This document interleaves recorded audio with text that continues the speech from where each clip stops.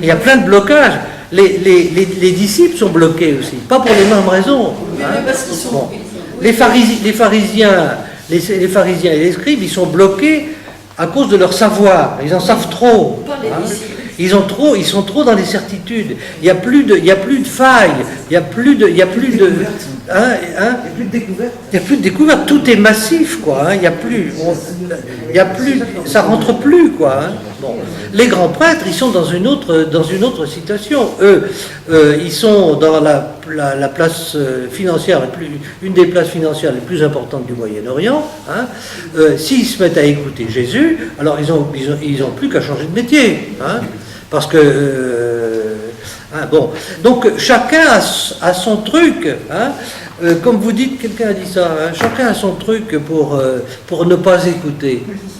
Oui, pour ne pas voir. Soit qu'il vient de se marier, soit qu'il vient de se... Il a une nouvelle machine à essayer, ou il a... Une nouvelle voiture, c'est-à-dire que chacun est complètement investi dans le sens limité de ce qu'il est en train de vivre, parce que avoir une nouvelle machine, ça donne du sens à la vie aussi. Se marier, ça donne du sens à la vie aussi. Mais Jésus dit, ça suffit pas. Ça suffit pas. Je vous parle pas de ça. Je vous parle de. J'élargis votre horizon, parce qu'un jour vous verrez que ça suffira pas tout ça. Et donc c'est pour ça que Jésus va se retrouver absolument tout seul.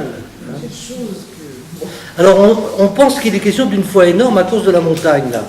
Mais non, c'est pas ce que Jésus dit. Vous n'avez pas besoin d'une foi grosse comme une montagne. Au contraire, la foi c'est l'abandon. C'est aussi gros qu'une montagne. Et effectivement, l'abandon permet donne accès à des choses incroyables. Le texte travaille sur le contraste beaucoup. Il travaille sur le contraste.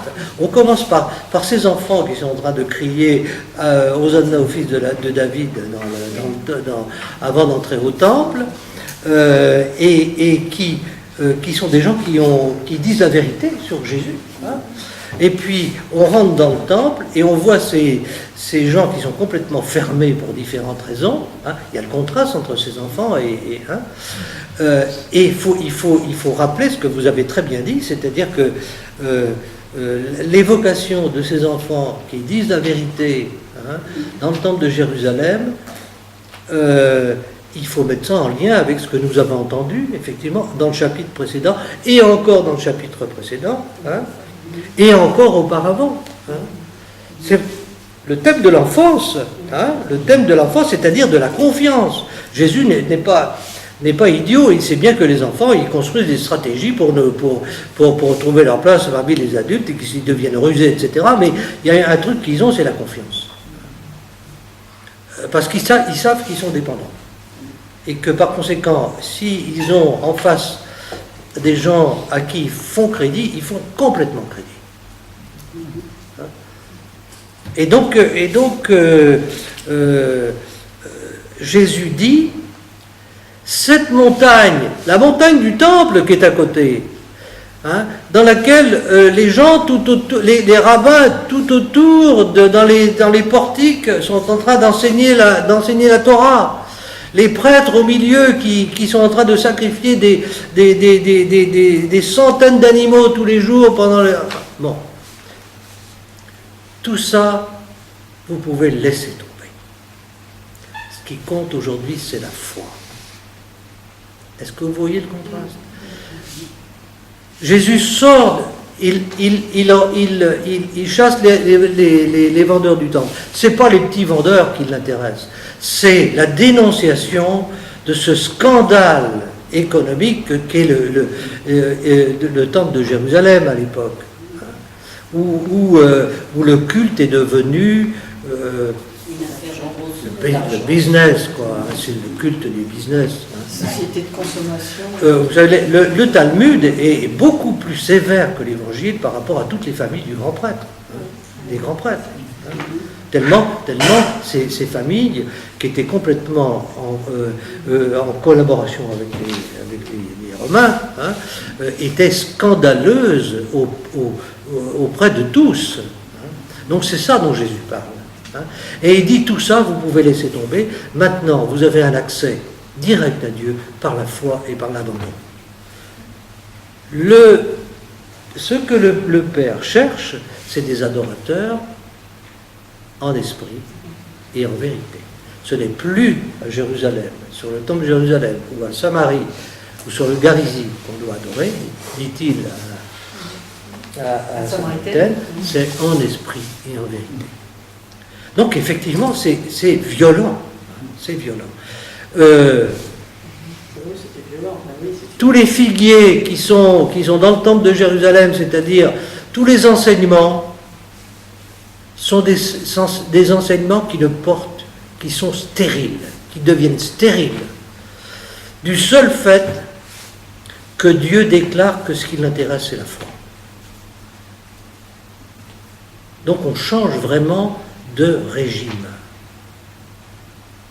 Les animaux, le savoir, les pratiques indéfinies, les 613 commandements, c'est la foi. Et la foi permet, non seulement aux Juifs, mais à tout un chacun, aux prostituées, aux publicains, de rentrer dans le royaume de Dieu. Alors, vous savez que quelqu'un a parlé des publicains et des prostituées. Pourquoi on les met toujours ensemble? On les met toujours ensemble parce que c'est le type même des gens impurs et rejetés, hein, et qu'il ne faut pas fréquenter. Et vous avez bien vu tout au long de l'Évangile que c'est avec ces gens-là que Jésus est à table, hein, et dont il se laisse approcher, il se laisse toucher. Hein. Et donc, la parabole, la deuxième parabole, les mauvais, c'est ça dont il est question. Les mauvais sont aussi invités. Mais les mauvais sont invités, mais c'est pas simplement parce qu'ils rentrent dans la salle de noces qu'ils sont sauvés. Pas plus que c'est parce qu'on est juif, on appartient à la famille d'Abraham, à la généalogie d'Abraham, qu'on est sauvé. Hein. Il faut une décision personnelle. Et cette fameuse robe de noces, c'est la décision personnelle. Ce qui compte, c'est les fruits. Hein. On va peut-être terminer par là. Ne pas oublier, vous savez, l'arrière-fond avec lequel on lit cet évangile. Hein. C'est l'histoire de Jésus, mais c'est l'histoire de Jésus racontée par la communauté de Matthieu, hein, qui constitue cette nouvelle nation dont il est question dans la parabole. Hein. Et cette nouvelle nation, si elle ne fait pas attention, elle peut se constituer comme nouvelle Israël, content de son appartenance, sans s'inquiéter des fruits qu'elle porte. Et cette nouvelle nation, si elle ne porte pas de fruits, elle tombe sous la même condamnation. Est-ce que vous voyez ce dont je parle? C'est toujours le danger, ça. C'est toujours le danger. Actuel, je veux dire. Tout à fait. C'est le danger de toujours, parce que toujours nous avons tendance à penser que c'est les appartenances qui nous sauvent. Hein. Donc, on ne peut pas ne pas être dans les jeux des appartenances, parce que c'est le jeu de notre identité, hein, continuellement en évolution. Mais ce dont Jésus nous parle, il nous parle de la foi, qui est plus forte et qui est transversale à toutes les appartenances. Donc, l'Église, vous savez, on a lu cette parabole comme une condamnation d'Israël pendant longtemps dans l'Église. Hein. Si on lit les choses de près, hein, on voit que d'abord, c'est pas le peuple d'Israël comme tel qui est récusé, ce sont ses responsables qui eux-mêmes se sont reconnus, dit le texte. Hein. Et il s'agit des fruits, et il s'agit du royaume de Dieu, dit le texte.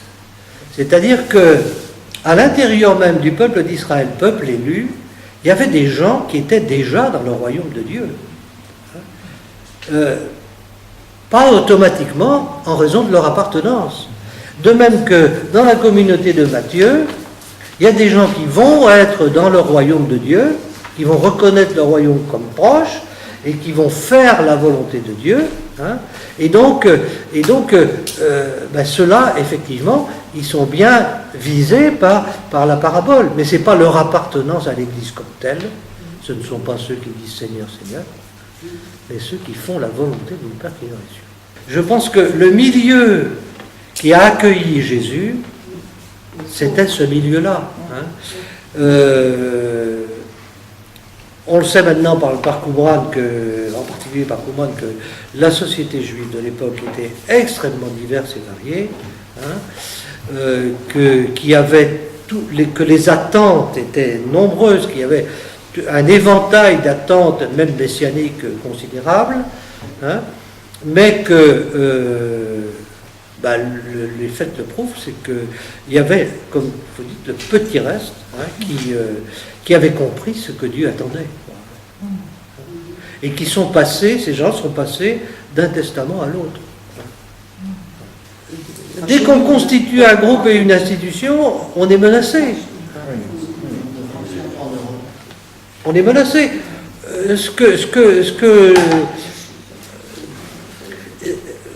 Et c'est le paradoxe dans lequel se trouvent les responsables d'Église, hein, qui sont pris entre l'idée que de prêcher la conversion, c'est-à-dire que c'est pas l'appartenance qui sauve, et puis en même temps, ils sont là pour conforter l'identité catholique romaine des gens. Hein.